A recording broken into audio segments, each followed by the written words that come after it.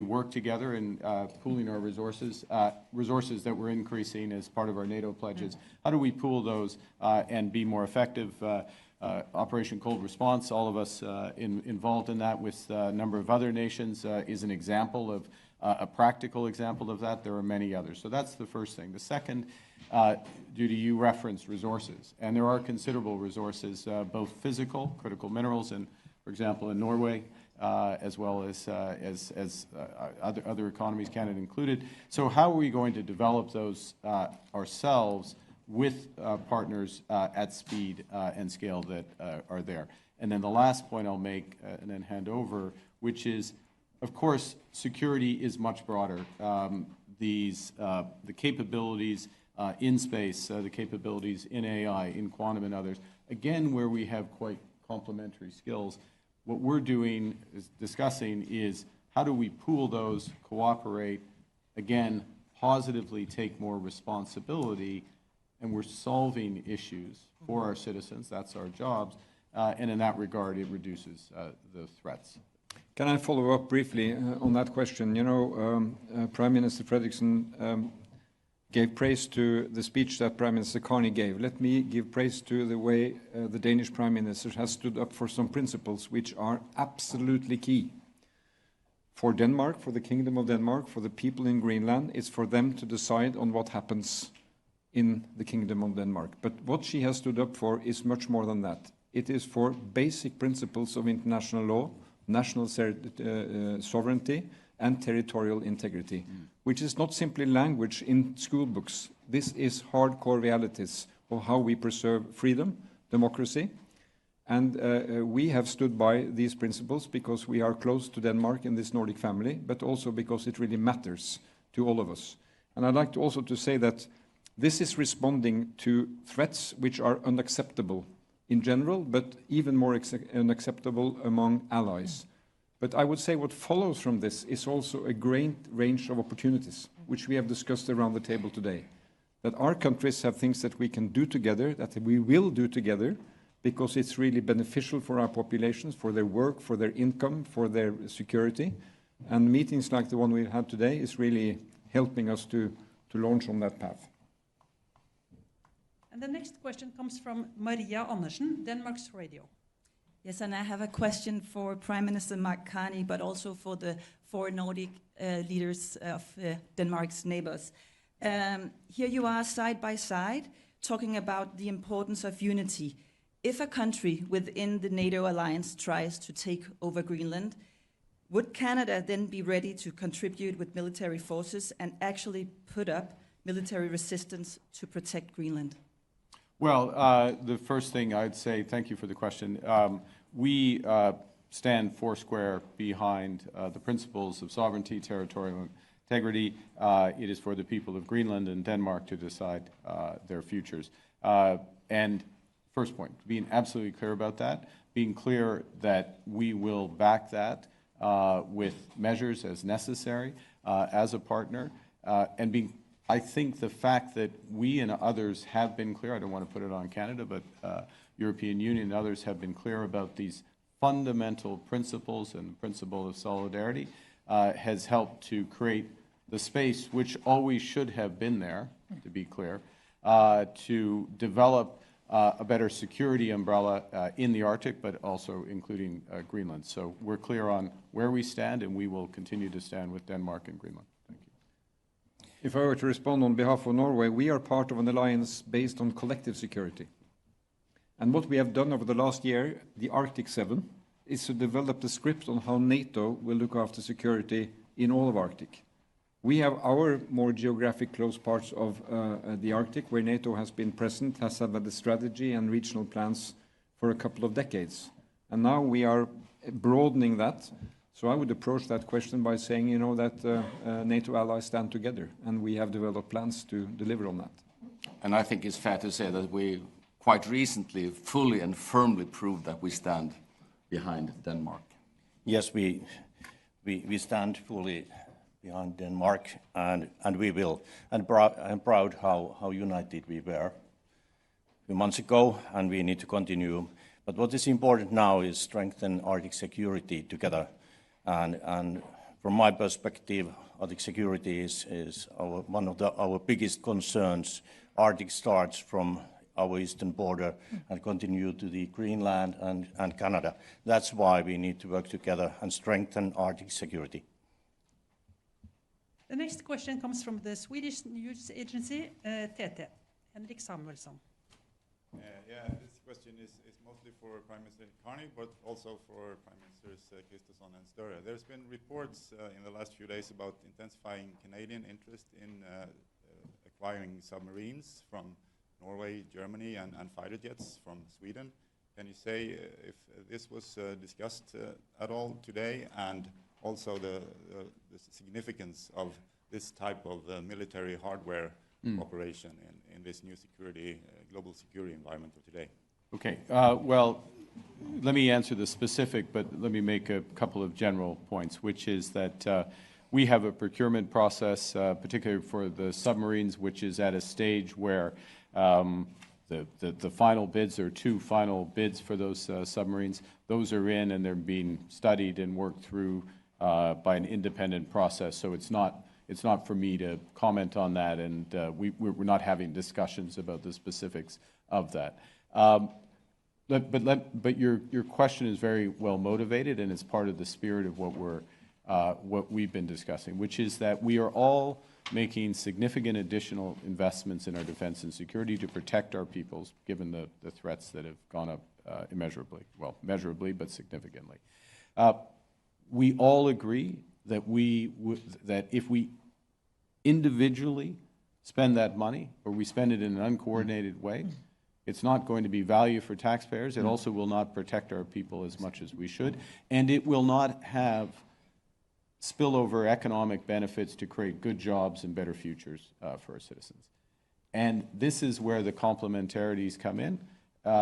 So expertise in aerospace, expertise in maritime, expertise across here in just a whole range of domains, including all aspects of artificial intelligence, material science, and beyond.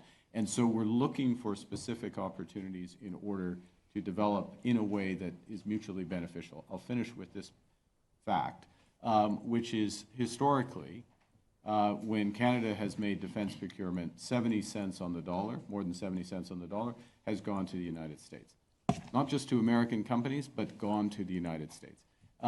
That's not an effective way to build our industry or to protect our people. And so what we've been doing, we will still do a lot of procurement with the United States, to be absolutely clear, but in all cases looking to procure much more in partnership, and it's a much broader range of countries with whom we can partner. Last point, particularly given the maritime and Arctic nature of the security needs we have, plus the virtual, the Nordic countries are natural partners for Canada. The short answer. If I may just, I have 100% respect for that process that Canada is now undertaking when it comes to submarines. That's a big undertaking. But for Norway's part, when we are doing this kind of maritime cooperations as we do with frigates with the United Kingdom and submarines with Germany, it is a big industrial adventure. But beyond security and industry, it is really also creating a unity of purpose when it comes to security. Because you are in a way integrated in a way you work together, which is linked to geography, the way you are operational, and you'll basically have the same equipment, the same standards. And that, of course, is also important from a security perspective. Good example on cooperation in military industry and security is our cooperation to build icebreakers with Canada. Yeah. Very good. And the next question comes from Iltalehti in Finland. Anni Emilia Allentola. Thanks. This is about the nuclear weapons, and it's for all of you. What are your thoughts about opening a discussion in your country, in your own countries, about loosening restrictions or policies when it comes to nuclear weapons, even during the peacetime? Thanks.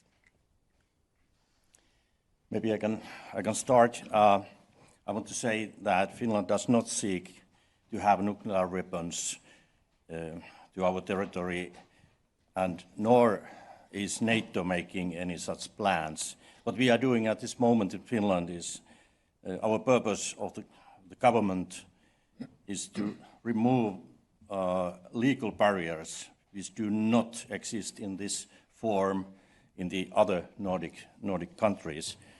On nuclear weapons, the initiative to adopt the French nuclear deterrence to increase wider European security, it was positive, but Finland has not had similar discussions as some other countries who are also presented here, but we are interested to hear more because we need to strengthen European deterrence. I think the most, and following up on what Petri just said, I think the most important thing is to build a stronger NATO and European nuclear deterrence. It is a part of our overall deterrence of Europe and NATO, and therefore from a Danish perspective, we are now doing two things at the same time. We are deepening our engagement in NATO when it comes to nuclear deterrence, and at the same time we have accepted an invitation from France when it comes to deepen our cooperation with them. And I think it's positive from a European and from a Danish perspective also to be stronger in this area, but it has to go alongside with many other capabilities and many other investments as we are doing at the same time. Well, for Norway's part, we are not changing legislation. We don't have to. We have our clear policy. There will be no stationing on nuclear weapons in Norway. We are a member of an alliance which has a key nuclear deterrent, which was confirmed at the recent NATO summits, and that is there. The French initiative, we have not been involved in the early stages of that, but we are ready to talk to France as we develop a strategic partnership with France on defense. To hear more about how their plans are, and obviously that is something which will go on for some time, but the key thing here is not to weaken what is already the nuclear deterrent of NATO, upon which we all depend. Yes. Canada does not seek nuclear weapons. There's no change in policy there. We, as others do, benefit from our membership of NATO, an alliance which does have a nuclear deterrent at its heart, as you know. I'll make two final comments. One is commend President Macron's initiative to provide a layered element to that deterrence. The modalities and the breadth of that, of course, to be worked out, but we commend that initiative from a NATO perspective, from a European security perspective. It's not directly affecting Canada. And then the last thing, which is not nuclear per se, but I just underscore in terms of the changing threat environment, the risk to Canada from new missile systems, hypersonic missiles and others, is necessitating big investments, including in over-the-horizon radar and beyond, in order to have a deterrence there. Yeah, and I can easily echo what Mette Fredriksson just said, that we stand fully behind the NATO's common nuclear deterrence. We have no plans at all to change our own doctrine regarding nuclear weapons, and that does not exclude in any way our future potential cooperation with France when we now initiate this dialogue with France. Yeah, on Iceland's part, we don't see any changes coming up. We only just recently said yes to nuclear-powered submarine stocking in our waters. That was a big step for us. So, I mean, we are still under our ongoing strong partners of NATO, and we don't see any changes to that nuclear umbrella. The last question today comes from Gladys Fouché, Reuters. Good morning. My question is about Arctic Century and is for each of you. What is the #1 challenge, whether short-term or long-term, that you want Arctic Century to help you solve?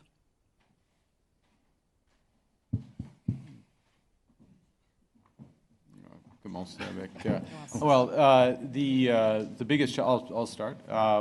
Look, the biggest security threat, physical security threat in the Arctic is Russia. And there are various aspects of that. There are other layered threats in there, but first and foremost, and consistent with many of the other aspects of NATO security development, is, unfortunately, it is a common threat, and that is the case in the Arctic. First point. Second, I just underscore that it is welcome, arguably overdue, but welcome, that now NATO is focusing increasingly on Arctic security, and Arctic Sentry obviously is a manifestation of that. It needs to be fully developed, and what you're hearing from all of us is the commitment in order to do that. Peter? Can I just add, I totally agree with Mark, and what we have seen until now has been different kind of training activities and so on. I think what is most important about Arctic Sentry is that we now want to be permanent present in the Arctic region. And by the way, as everybody knows, in the Arctic region, it's enormous, and there are a lot of differences in the region. But to be permanent present and to also have the support from the rest of NATO, because as Arctic states, I mean, we have been aware about the security situation, of course, for many years, and as Mark just said, it is changing because of Russia. But now we have the support from the rest of NATO. We need to be permanent present. We need to be strong on surveillance, and we need, of course, together to invest in the needed capabilities, and by common procurement, by common investments, and by this framework that has been decided on, I think we are in a much better and in a much stronger position now to protect the Arctic region. Can I say that if you think about NATO's presence in the Arctic and you go 20 years back in time, it was very little. Yeah. And we have worked on Arctic nations to bring the Arctic to the center of attention of NATO, because NATO should matter to all of NATO territory. So I would say that this initiative should respond to security and stability. And right now, as we speak, we have 34,000 troops exercising in northern Finland and northern Norway. That's a NATO exercise being led for the circumstances in that part of the Arctic. And now we are also developing capacities tailored to the challenges in broader parts of the Arctic. So this is the right thing to go. You don't need the same response at every place, but I agree with Prime Minister Carney that Russia is a defining threat. On the longer horizon, you can see China, you can see other dimensions, and we should, prepare in time for that.